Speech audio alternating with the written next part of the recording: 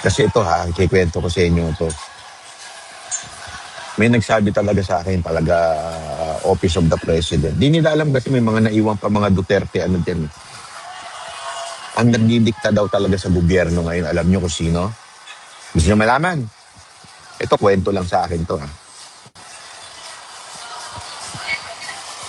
Ang nagdidikta daw talaga ng paano tumatakbo ang gobyerno sa Pilipinas, walang iba kundi ang mga Rimulya.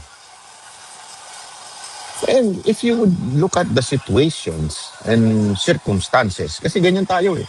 Pag may naririnig tayong chismis, titignan mo yung circumstances kung totoo ba. Yung ginawa kay Torre at ginagawa kay Torre ay isang indikasyon na talagang kontrolado ng mga Rimulya ang utak ni Marcos. Galit tayo kay Torre. Pero ang katotohanan, si Torre lang talaga ang may na sumunod sa utos ni Marcos na hulihin si Duterte. Wala. Ay yung kwento-kwentuhan nun, walang gustong humuli kay Pangulong Duterte nun. And only Torre did that. Yun lang yung para bagang, hindi good side ah. I mean, yun yung bagay na matindi sa kanya. Ang kapal ng mukha niya, talagang wala siyang pakialam, tataluhin niya, susundin niya, hihigupin niya, utot ni Marcos, hanggang kaduluduluhan. Ginawa niya yun. And yet, sinipa siya. Sino sumipa sa kanya? Sino ba nakaaway niya? Si John Vic, walang iba.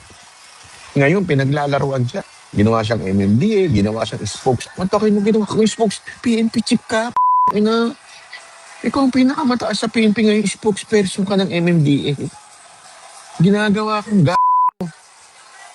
Sino pa bang gagawa nun kung hindi yung hindi mo sinunod na si Romulia? Diba? Ganong katindi, Brad.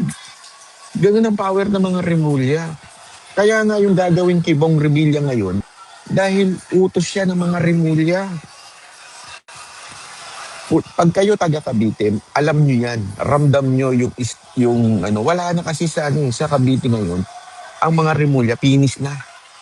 Siyempre, si John Vic tatakbo na national. Kaya nagpapakitsang si Ombudsman Boying. Ayan, fixed term yan. So, lalagpas ng 2028 yan. I think, after 2028, may 3 to 4 years pa siya as ombudsman. So, wala talagang naiwan sa Cavite. Dating nag-aaway yung Revilla at Remulla sa Cavite.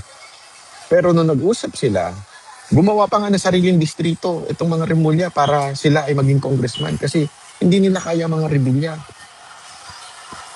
Maganda ang ginagawa ng mga Revilla sa Cavite. Ngayon, yung anak nila na mahinang nila lang, parang tutoy, parang hindi ito yung nakulong ha, walang kwenta, mahina. Para lumakas, kailangan nilang pahinain ng mga Revilla.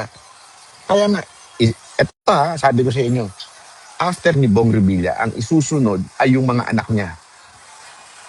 Yan ang mangyayari dyan. Isusunod nila dyan yung mga anak niya.